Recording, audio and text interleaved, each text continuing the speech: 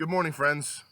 Saturday, March 21st. I hope you're well, and I hope that we're taking these directives to quarantine and only go out when absolutely necessary seriously. First off, thank you to Rachel Thompson for her devotional video yesterday. I thought Rachel did a fantastic job.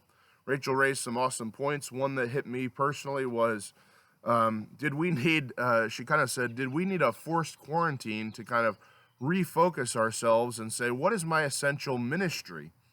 A lot of us take for granted family or our responsibility there, and so by a forced quarantine, I agree. We've kind of been forced to look and say, the home is my ministry, my children, my family. So thank you, Rachel, for pointing that out, among other things.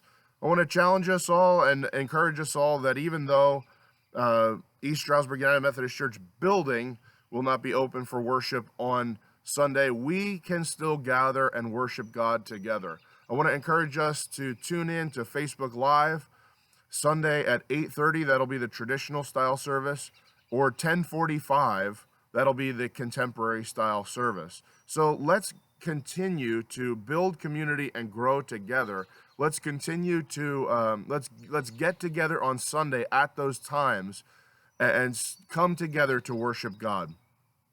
I want to start out our devotion this morning.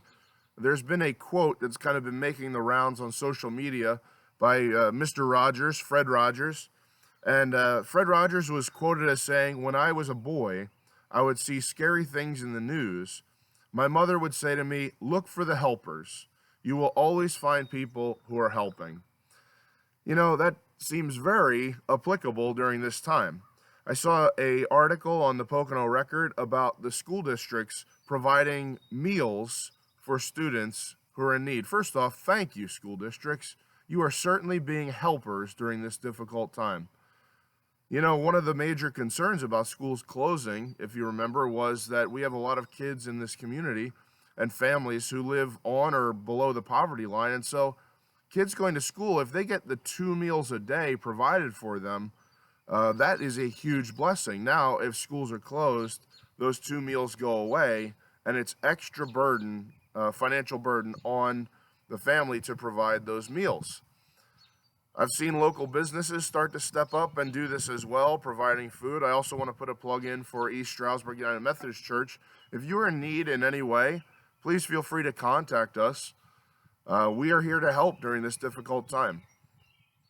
These stories, also East Stroudsburg United Methodist Church, every single Monday offers a community meal.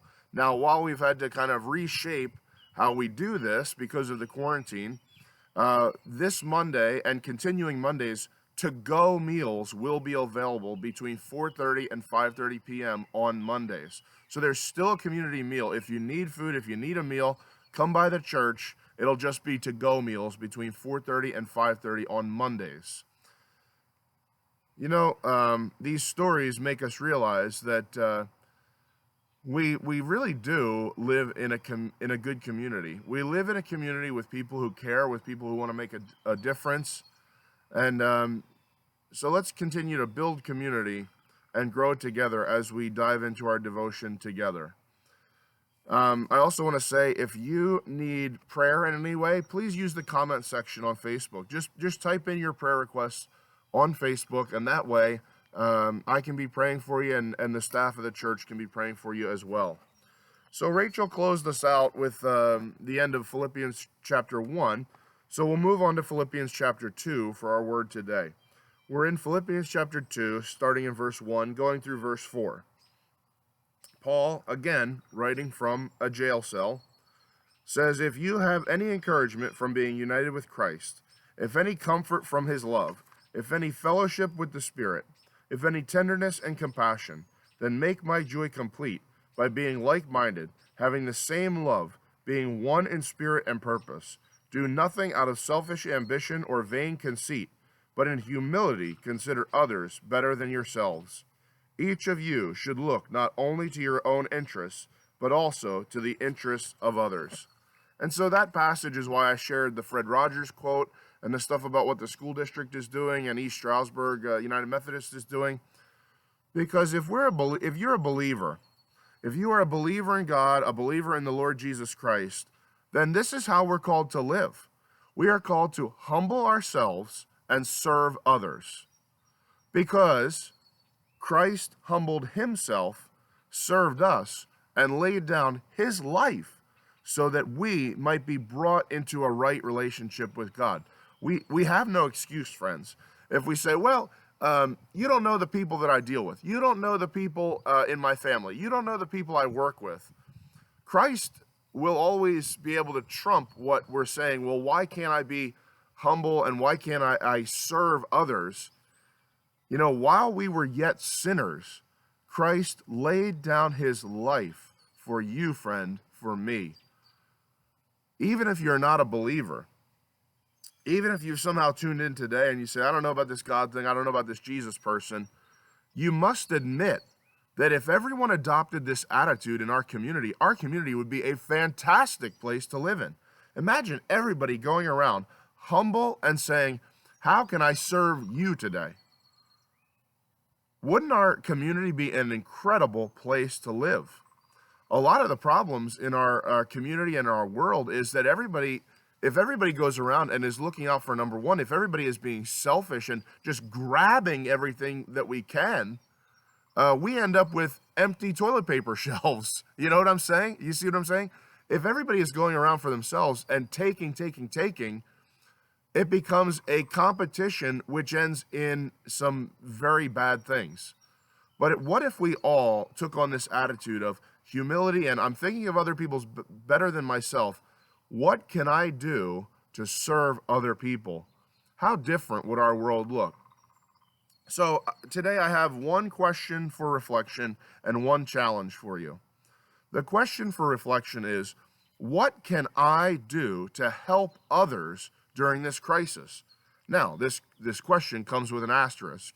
The asterisk is without risking infecting others or infecting myself. So, for example, have you checked on your neighbors? Do you have any neighbors that are maybe older? Could you go and check on them? Now, this is tricky, but I did this yesterday, and kind of what I did, it's a funny picture, but it's true. I knocked on the door and ran. And so I backed up to about 10 feet. So there are ways that we can still help others during this crisis without risking infection or infecting ourselves. So ask yourself that question, take your journal and kind of jot down some ideas. What can I do to help others during this crisis? Here's another idea. What would it mean to someone who you know lives alone for you to call them and just chat with them? Say, hey, how are you? I'm just checking in. How's everything going? What would that mean to them? Probably a lot. So those are just two ideas. I'm sure there's about 100 ideas. How can we help others during this crisis? And here's your challenge for today. Tomorrow, as I said, we will gather for worship via Facebook Live. I want to challenge you to invite 5 people to check out tomorrow's Facebook Live worship at either 8:30, the traditional, or 10:45, the contemporary. Think about this. This may be the most non-threatening way you can ever invite someone to come check out the church that you love. You know, if somebody comes and they're new to the church and they come in to worship on a Sunday, they're going to sit in the back 3 rows and kind of at a distance check things out. Well, this is the best part about the online worship. There is no rows. They can sit in the comfort of their home and just from a distance check out the church that you love. So I want to challenge you, message 5 people today and encourage them to check out tomorrow's Facebook Live worship with you. Well, that's it for today. Have a great Saturday. And again, I'll see you tomorrow for Facebook Live worship when we all gather together. Have a great day.